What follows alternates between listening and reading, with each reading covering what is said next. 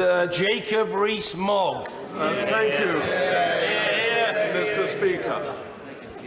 My right honourable friend, and she is unquestionably honourable, said that we would leave the customs union. Annex 2 says otherwise. My right honourable friend said that she would maintain the integrity of the United Kingdom. A whole protocol says otherwise.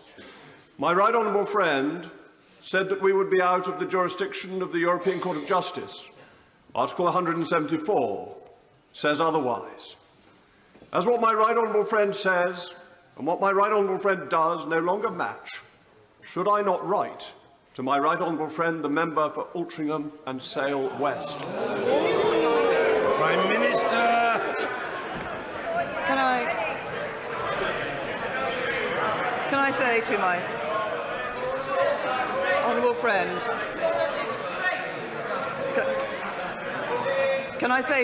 friend, can I say to my honourable friend, we will indeed, he has referred to the articles that relate to the protocol in the withdrawal agreement. I have been absolutely clear that some difficult choices have had to be made in relation to that protocol. Those choices have been made because I believe, and I strongly and firmly believe, it is important that we do ensure that there is no hard border between Northern Ireland and Ireland. But, as I have said before, my honourable friend has heard me say before, it is not only our intention, but we will be working to ensure that that protocol does not need to be put into place.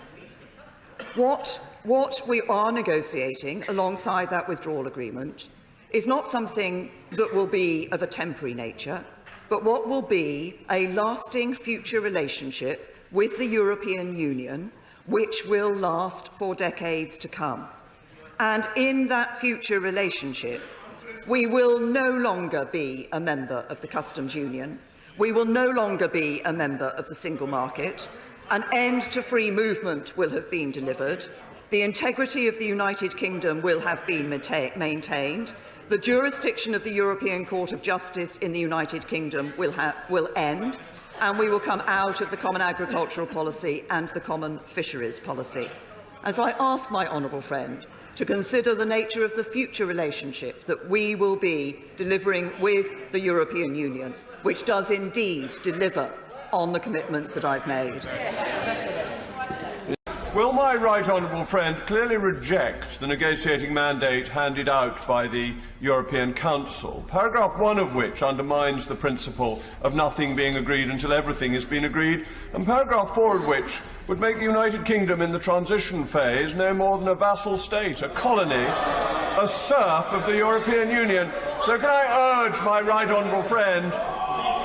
I want to hear the honourable gentleman who's in full flow. Let me hear the fullness of the order. I want to hear the fullness of the flow. Mr. Rees Mogg. Mr. Speaker, I was going to urge my right honourable friend to model herself, her predecessor, the late noble Baroness Thatcher, and show real mettle and steel in rejecting these rather hostile negotiating terms from the European Union. Prime Minister. My honourable friend, that a negotiation is between two parties. We will be very clear about the partnership that we want to have for the future with the European Union on both trade but also security matters, and I set out the framework for that in my Florence speech. My honourable friend has asked me before about the relationship between the UK and the European Union during the implementation period. As I've just indicated in response to the honourable lady, the member for Vauxhall, actually the purpose of that implementation period is to ensure that businesses and individuals can continue to operate and be reassured of the basis on which they're operating, while the necessary changes are put in place that lead to that future partnership, that future trade agreement that we will have achieved. I've also said before in this House that there may be elements, and I said it in my Florence speech, of that arrangement that we'll be able to bring forward. So, for example, if we are able to bring forward a dispute resolution mechanism during that period, then we would look to do so. No, of course I'm not. Good morning, good afternoon. No, of course it isn't. It's using the proper procedures of the Conservative Party when the policy that has come forward does not meet what we promised our voters. The Conservative Party referendum, on which almost all Conservative MPs stood, said specifically that we would leave the customs union. It did not have any small print saying, oh, unless we decide to have a backstop that is a permanent customs union that is harder to leave than leaving the European Union under Article 50. I think a coup is when you use illegitimate procedures to try and overturn somebody who is in office. This is working through the procedures of the Conservative Party. It is therefore entirely constitutional, and dare I say to Newsnight, coup is the wrong word. Well, what has been achieved today is not Brexit, and it divides, well, the law to leave has already been passed. The Withdrawal Act is through, but what we need is a leader who will say to the European Union, it is impossible to divide up the United Kingdom, it is impossible to agree to a situation where we have a perpetual customs union, it is impossible to pay £39 billion of taxpayers' money for a few promises which was meant to be 39 billion for an implementation of a deal, and it is impossible for us to allow the continuing jurisdiction of the European Court of Justice. That the problem is that the negotiations have given away on all the key points. I don't think that's correct. We'll have to wait and see. Laura, please.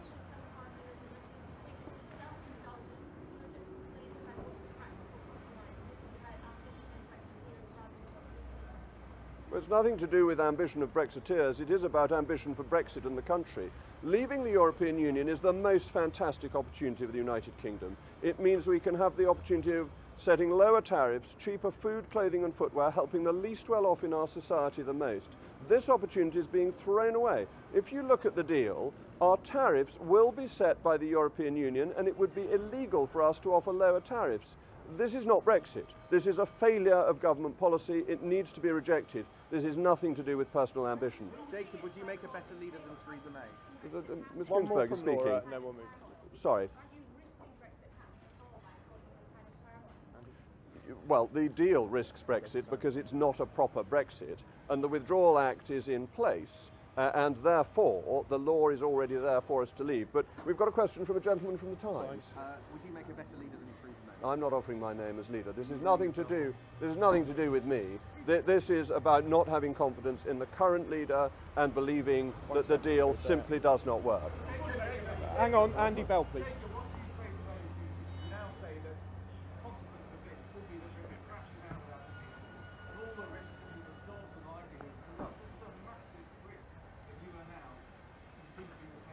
We have heard Project Fear again and again. On it goes, but that all the aspects of Project Fear so far have been wrong. We were promised a punishment budget. That never happened. We were promised an increase of unemployment by 800,000 by voting to leave. That did not happen. We trade with other countries on World Trade Organization rules. It takes 6 seconds for goods to be cleared at Southampton.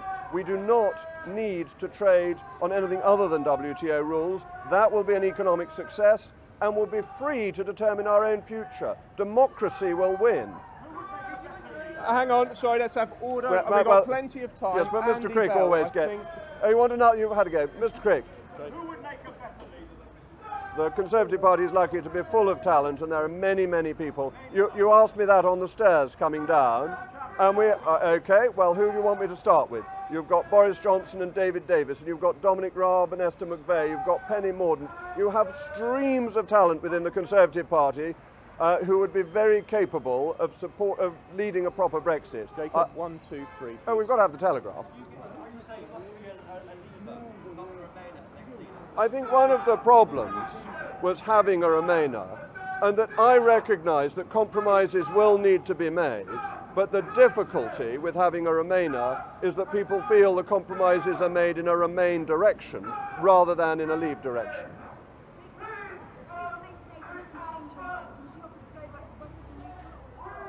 Oh, it's too late. You can't write a letter of no confidence. You can't come to a decision that you have no confidence over many, many months and then wake up the next morning and say it was a Dallas-style dream and I never really did it. So, no. My final decision after the Prime Minister's statement this morning, but I'd come pretty much to the conclusion that this was likely, once I'd had the chance to read the papers last night. Can you go to Ross and then Rob, please, and then you?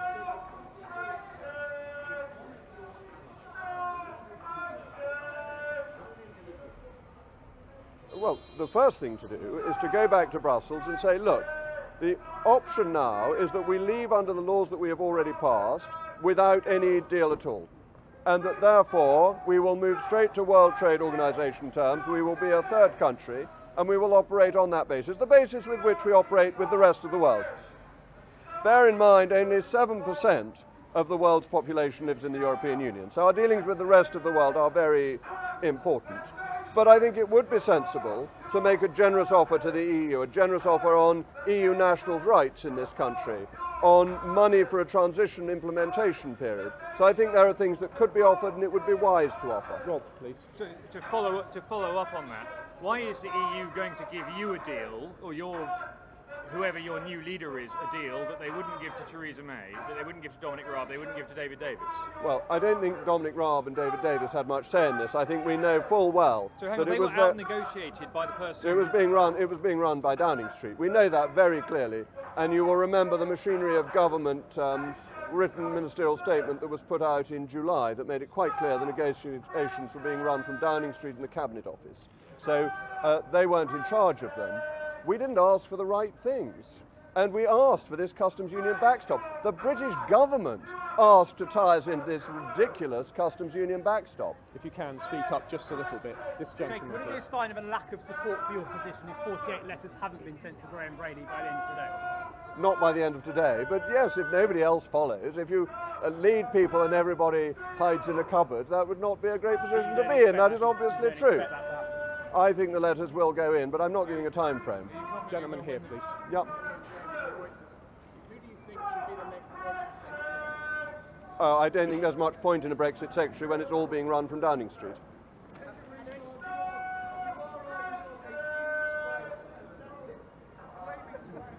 Obviously not. I'm so sorry.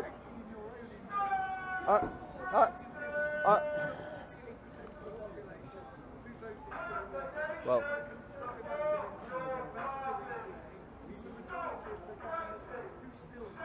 Okay. First of all, if you think my suit's pinstriped, you need to clean your spectacles. Secondly, we are a democracy. And that's why these splendid people can shout away, because we believe in the right of free protest. And that chap's a great man. He was up at Birmingham and he's everywhere. And that's what democracy is about. You make your case, and then you have the vote and you accept the result. Many, many people of the 48%, as shown by opinion polls, accept the result even though they did not like it.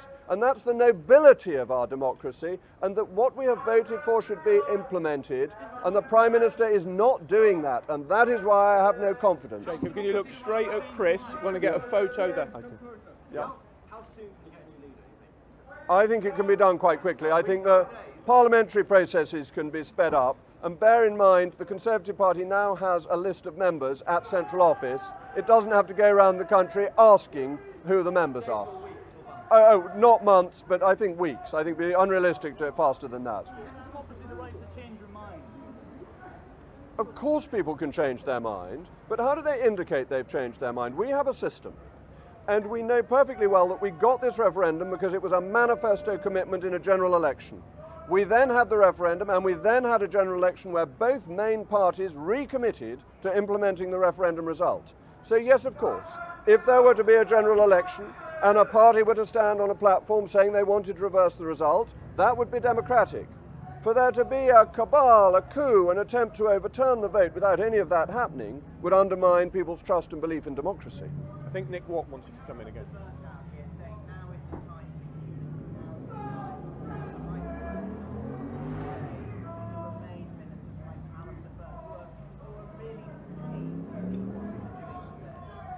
People always call for unity when the policy that they're following is wrong. It's the standard patter of Conservatives when they note that there is failure in the air. Are we done? So, ladies and gentlemen, thank you very much. I think what we'll do is just step forward for a couple of questions. Photos. Well, it would show a very large number of people. Would you fall in behind the Prime Minister? No, because You wouldn't accept it.